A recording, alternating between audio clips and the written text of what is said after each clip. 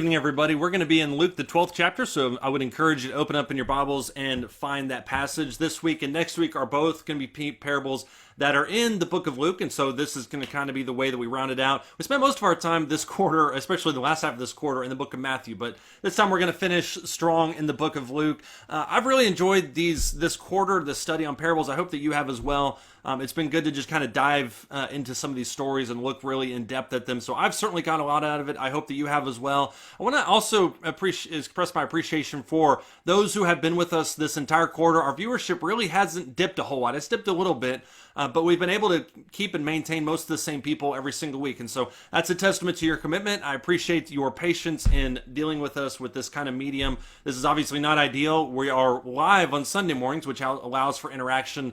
As it stands right now, this is just kind of a lecture format. And so I appreciate your patience. I appreciate your understanding with that. Feel free once again to interject comments and questions into this class if you want to. The parable of the rich fool is one of those that you can kind of dissect forever. And I think it's one of those parables that is very applicable to us in today's world. Obviously, all of these are, but the trick with any one of these parables is to see yourself in them. We discussed that a few weeks ago, but the trick with these parables is to see yourself in them. And it's very easy for us sometimes to look at this story and either dismiss him because he's just an outright fool. He's somebody who, wasn't thinking long term, somebody who wasn't thinking about the future. Or we can dismiss him because we think, well, I don't have a ton of money, and so that really isn't an issue with me. I'll be lucky if I have one barn in my lifetime, much less tearing it down to build more. So I don't want us to do that with this. I want us to think about this in terms of how we can all apply how we can apply it to us all. I want you to substitute something else. I want you to think about in your own mind what you can substitute for money, because all of us kind of have that thing that drives our life, the thing that we fixate on, the thing that we focus on. So think about how this parable can apply to you, how it can apply to me. That's what I want us to do with this parable tonight. I want to begin by asking the same question that we ask every single week, which is, what is this parable really about? What is this parable all about? Just think about it real quick.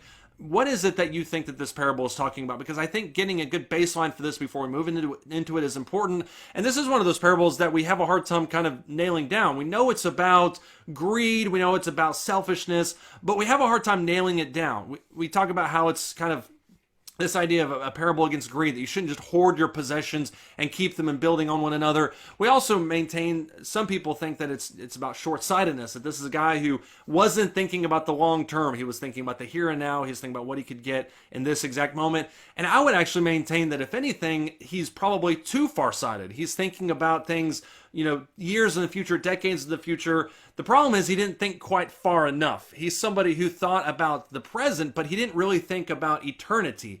And that's the problem really when you look at this kind of guy, is he wasn't thinking about how he can prepare for the future. If you remember a few weeks ago, we talked about Matthew 25. We talked a little bit before that about the parable of the 10 virgins.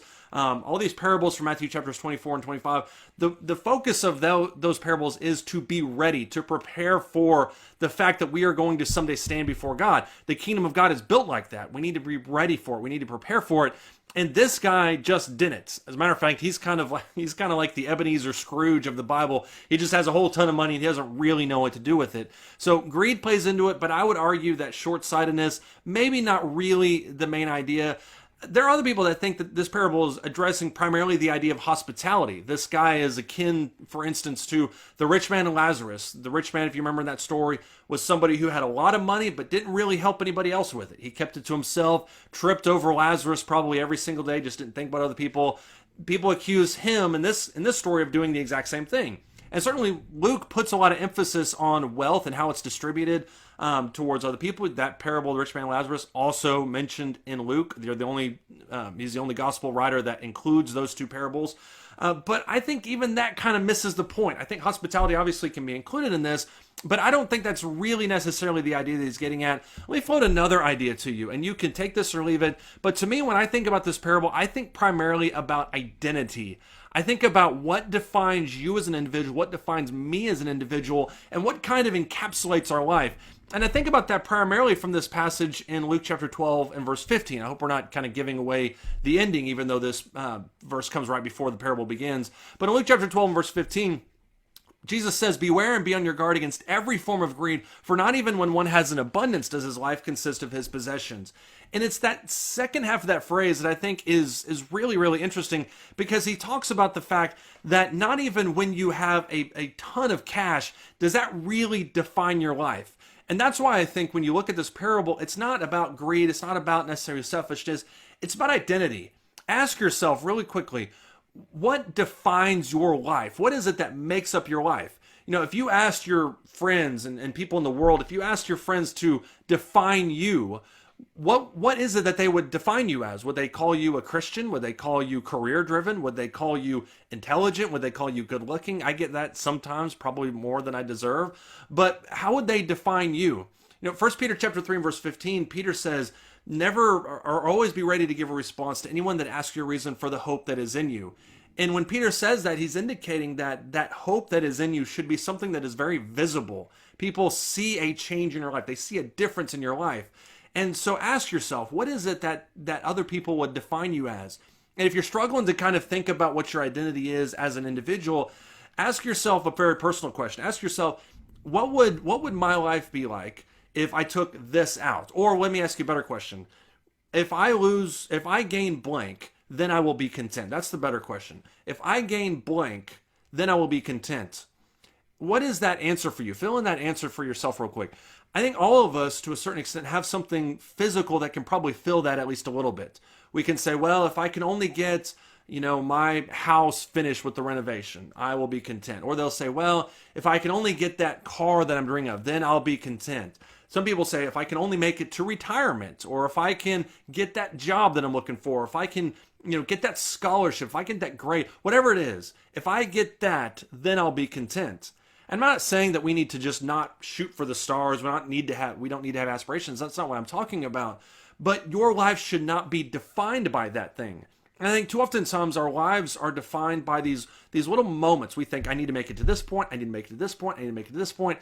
And that's not really the idea of what we should be as Christians. When you think about what our life is like as a Christian, we should be very much involved in pursuing God and then let everything else fall under that umbrella. Jesus said in Matthew the 6th chapter, seek ye first the kingdom of God, and all these things will be added to you. If God is our fixation, then everything else will kind of fall under that, and that needs to be our primary motivation for this. I want you to look at Luke the 12th chapter real quick, and start in verse 1, because I think the context leading into this parable is important to understanding this specific verse. He says here, we could start in verse 8. I want to jump back to verse 1. Luke chapter 12 and verse 1. He says, under these circumstances, after so many thousands of people had gathered, they were stepping on one another, he began to say to his disciples, first of all, beware the leaven of the Pharisees, which is hypocrisy. I like the fact that he's talking about this to a wide group of people. He's not talking about it to just a few people. He's addressing it to everybody else. And he's saying, here in Luke the 12th chapter and verse 1, he's saying, beware of the leaven of the Pharisees, which is hypocrisy. But there's nothing covered up that will not be revealed, nothing hidden that will not be known. Accordingly, whatever you have said in the dark will be heard in the light, and what you have whispered in the inner rooms will be proclaimed upon the housetops. What he's saying to this large group of people, and he's prefacing it with talking about the Pharisees, we'll mention that in a second. What he's saying to this large group of people is, there's nothing that you can hide that God won't already see. I think he's also talking about the nature of evangelism, that whatever you're whispering behind corners needs to be proclaimed upon the housetops. So I think both of those are kind of in view, but I think specifically when he says beware of the leaven of the Pharisees, which is hypocrisy, he's pinpointing the fact that these Pharisees make their living off of putting on a facade. These are people who claim to be religious, and yet they're anything but. And before we just dismiss them, evil Pharisees and how horrible they can be, ask yourself, does that define me? Do I show up to services proclaiming to have my riches in heaven, but yet in reality what I really want is that new car, or that private island, or that vacation, or that sack of money, or whatever it is that I want? Am I claiming to really follow God and give him my whole heart, when in reality my heart is a billion miles away going something else? He talks also in this passage about the nature of persecution, and this ties in together. Verses 4 through 7, he says, my friends, don't be afraid of those who kill the body, and after that have no more that they can do. I warn you to whom to fear. Fear the one whom after he is killed has authority to cast into hell. Yes, I tell you, fear him. Jesus knows that persecution is coming. He knows that these apostles and the disciples, many of these people who are going to follow him for hopefully years and decades following, they're going to experience persecution. And part of that persecution, besides taking their physical life, that's what we always think of, part of that persecution is taking their livelihood from them. Taking away their possessions, taking away their family, taking away their house, taking away their status, taking away all those different things. And what he wants them to know here in verses 4-7 is I want you to put your focus, the object of your desire, on God, because that will never be taken away from you. Romans 8 talks about that. That's never going to be taken away from you. In verses 8 down through verse 12, he talks about, once again, the nature of persecution. In that day and hour, you're going to have to, give a defense for your actions in front of other people. Don't worry about that, because you'll be okay in that moment. You'll be okay in those time periods. Persecution will come, but you'll be okay, I promise.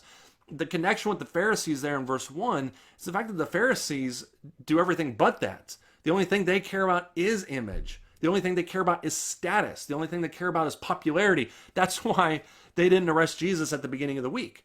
That's why whenever Lazarus was raised from the tomb, there in John the 11th chapter, it says later that they killed him because of envy. They killed Jesus because of envy. Look at what he could do.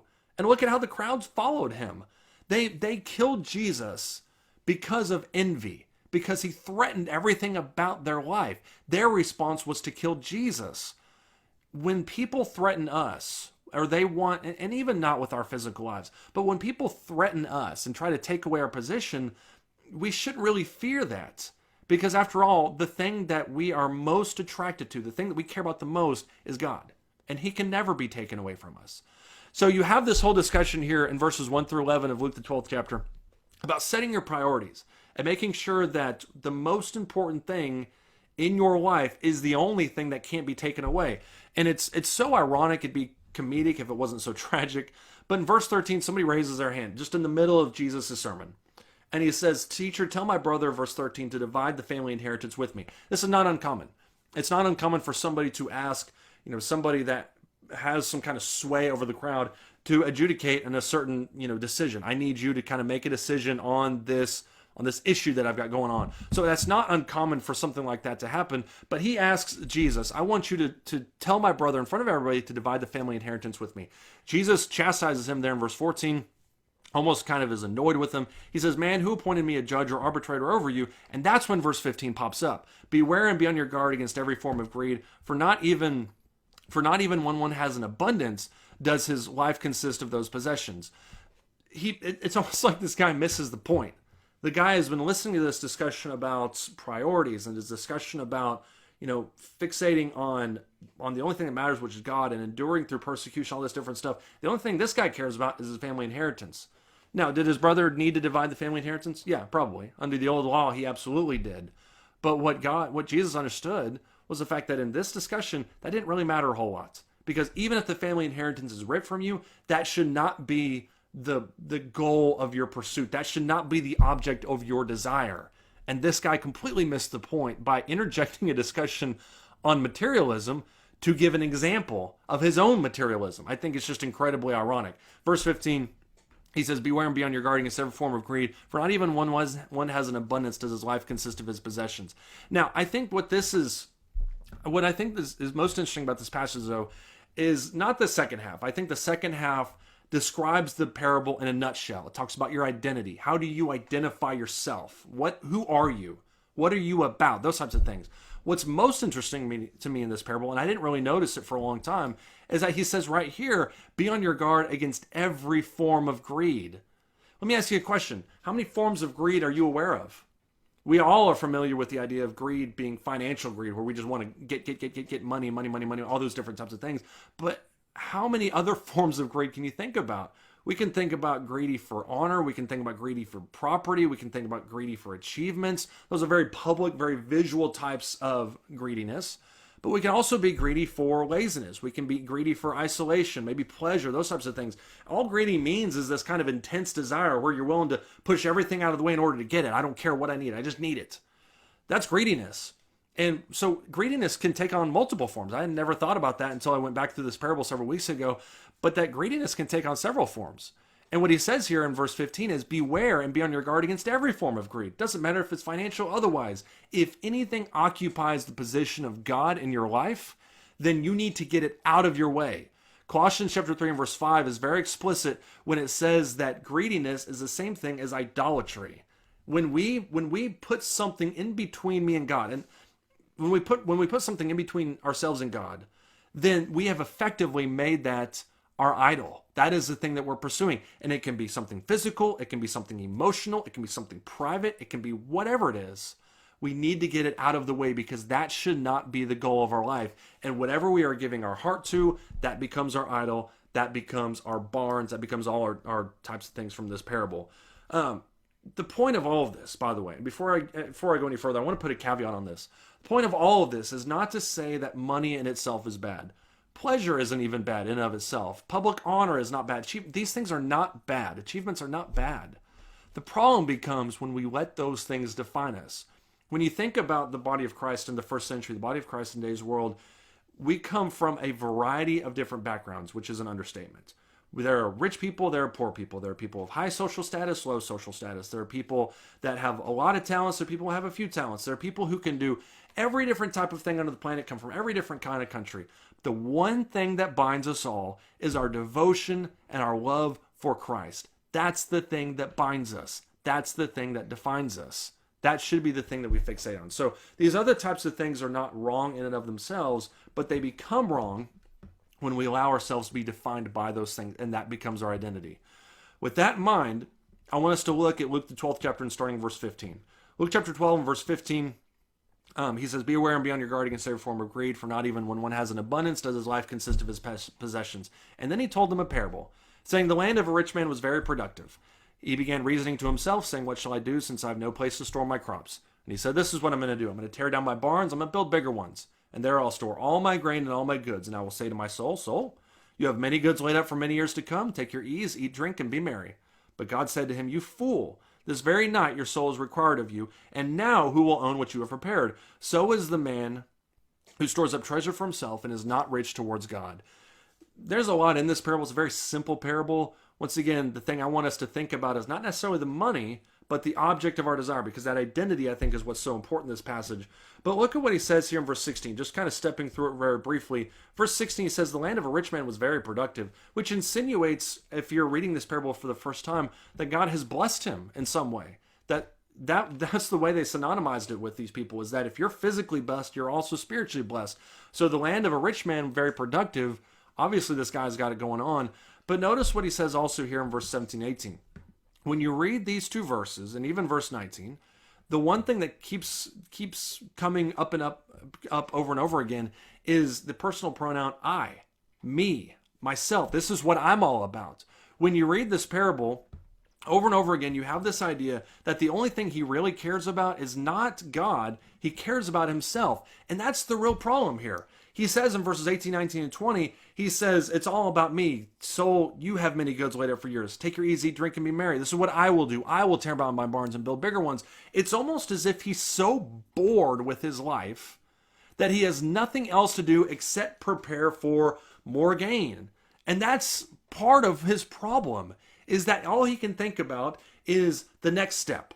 All he can think about is the next step. All he can think about is the next step. The problem with that, as Solomon talks about in the book of Ecclesiastes, is that to you who love money, no amount of money will ever be enough.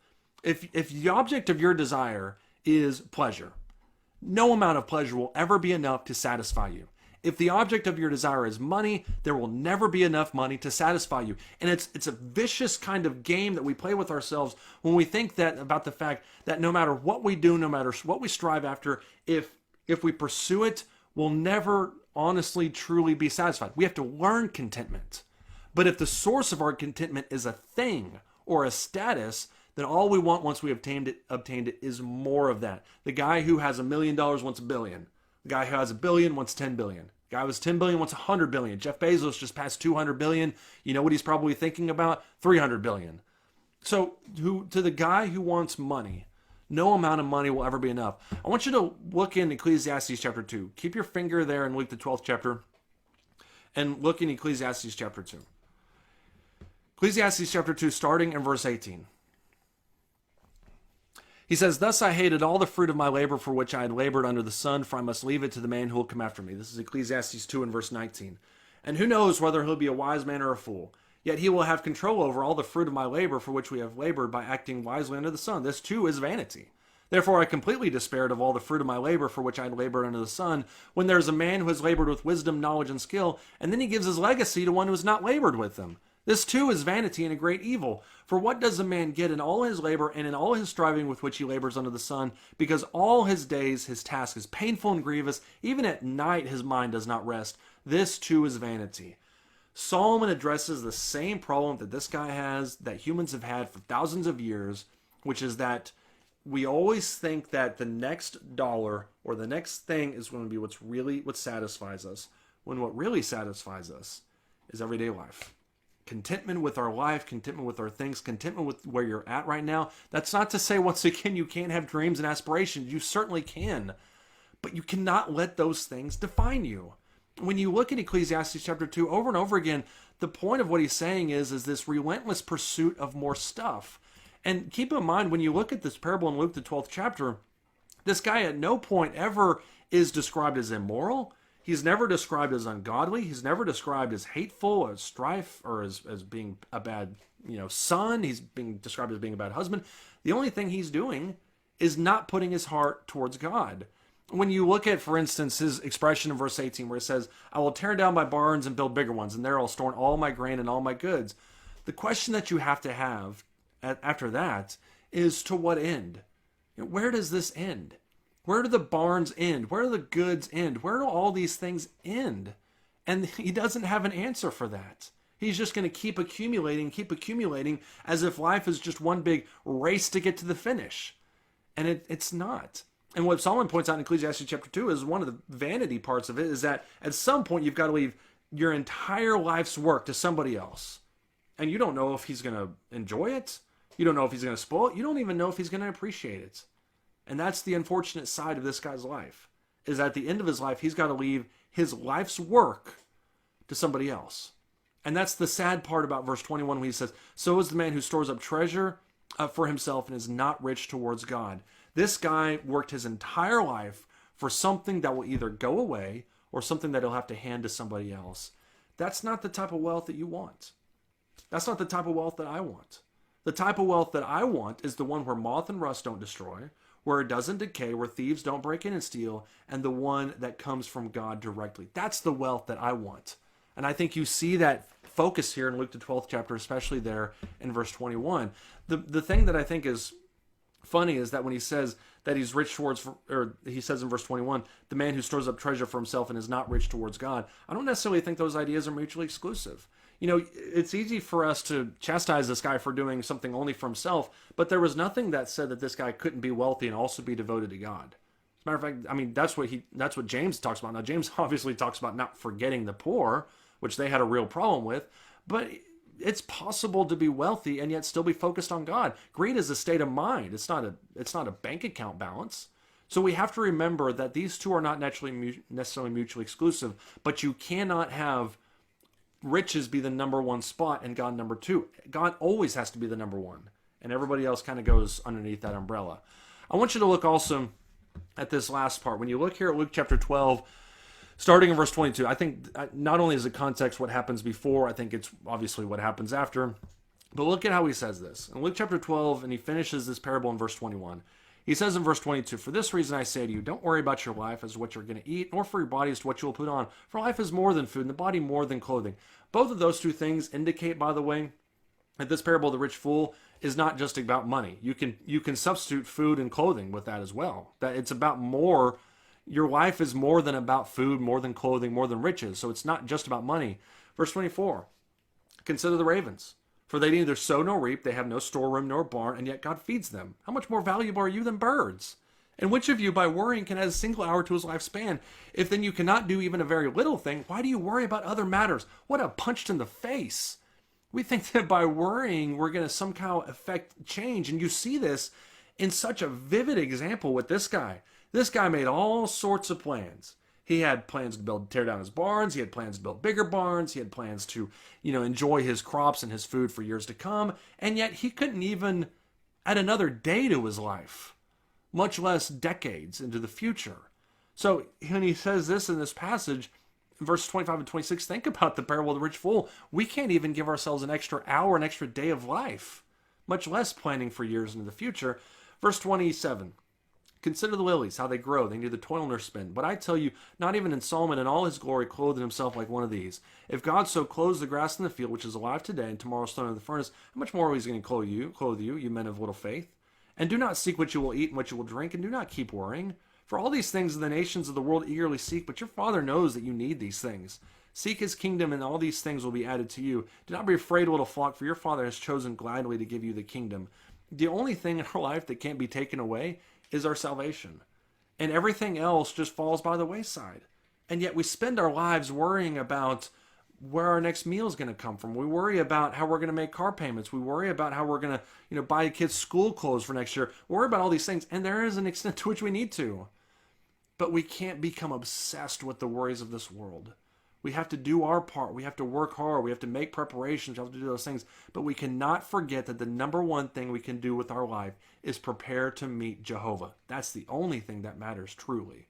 When you look at verses 33 through 34, he says, sell your possessions, give to charity, make yourselves money belts which do not wear out, an unfailing treasure in heaven, where no thief comes nor moth destroys, for your treasure is, there your heart will be also. The problem with this guy is that he basically just ignored and basically broke every rule that Jesus had said before that and leading up to it. And when this guy stands up and raises his hand and he says, tell my brother to divide the inheritance with me, he basically says to himself that I don't have any faith in anything except this next financial gain. And that's really when you look at how we make certain things of the world our idols, when we make money and our possessions and our status, when we make these things our idols, it indicates on some level a lack of faith in God. Because we think this is what's most important. God can only provide something else, heaven, but that's years down the road. This is what's most important to me right now. This is what I need to focus on. This is what I need to be doing. It indicates at least a little bit of a lack in faith because we don't trust that God will take care of us. We don't think he will, and so we feel like we need to take care of ourselves. What I'm getting at with this passage is we can't be foolish in regards to preparations for our future, but we can't afford to be faithless either. We need to remember that God is the number one thing that should be the object of our affection and focus and fixate on that because of exactly what he says here in verse 34. Verse 34 ties in so well to verse 15 when he says we cannot let the things of the world define us. Verse 34, where our treasure is, there our heart will be also. So let me ask you the question tonight. Where is your treasure? What is the object of your desire? What is the thing that you desire more than anything else? What is the thing that you are willing to forsake everything else in order to hold on to? Because that's where your heart is going to be. I know a lot of people that will give up time with family for their career. I know a lot of people that will sacrifice time with brethren in order to go on the vacation of a lifetime. And there's nothing wrong with vacations. I know people that will skip Bible reading, but yet spend 90 hours a week at the office. I know people that will not pray more than once a month, and yet will spend hours on the golf course every single week. Where is your treasure? Where is your object of your desire? When you find that, that's when you find what your heart is going to be. But remember what he says there in verse 15. Not even when somebody has an abundance does his life consist of his possessions. You are a soul that is designed to go back towards God, and that should be the thing that defines your life, not anything else. I appreciate it. Next week, what we're going to be discussing as we close out the quarter is the Pharisee and the publican. That's in Luke, the 18th chapter, verses 9 through 14. It's another little mini parable. This one was shorter. That's why we're ending a few minutes earlier. But this is another parable, Luke, the 18th chapter, verses 9 through 14. Very short, very easy to read, but I think also packed with application that should hit us right between the eyes. So I'd encourage you, stick with us as we focus on, or as we continue in our study of the parables and finish our study of the parables next Wednesday night. Thank you, everybody.